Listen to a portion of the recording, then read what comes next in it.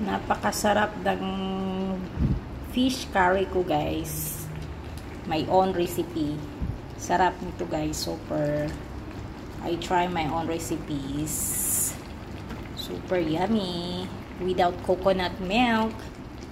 Just a water only. And you try, you can say, I love it. Sarap. Super sarap. Tinatry ko lang to, guys, kasi kung wala kang sariling recipe, paano mo malalaman kung masarap ka magluto, di ba? Kaya tinatry ko to, my own recipe talaga.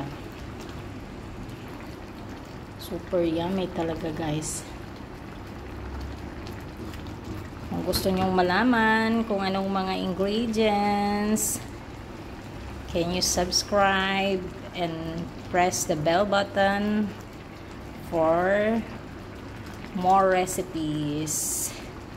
Super yummy to, guys. As in. At saka titikman na natin, guys, kung anong kalalabasan nito. Okay?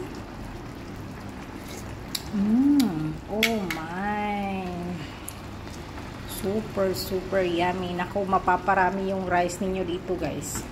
Hindi masyado tong mahirap yung mga recipe. Napakasimple lang.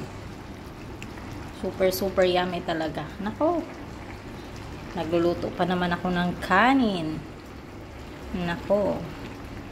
Kanin is my life. Oh, sarap niyan, guys. My God. Ko alam kung ilang plates ang maubos ko ngayon. Super yummy talaga. Masasabi ko, super. Ako, tinitikman ko lang, ha, pero gusto ko nang kumain ng marami. Super yummy ito, guys. Tingnan nyo. Curry fish. Sarap. O, diba? Yummy. Super yummy. First time ko maglagay ng oyster sauce sa fish curry ko. Pero tinatry ko lang, guys, pero ang sarap talaga.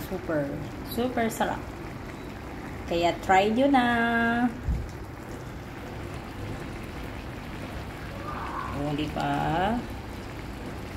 Laki-laki ng hiwa ng fish. Naku, mapaparami talagang kakain nyo dito sa promise. Ilagyan ko siya ng cabbage. Okay, that's all for today. My recipe. Thank you, guys.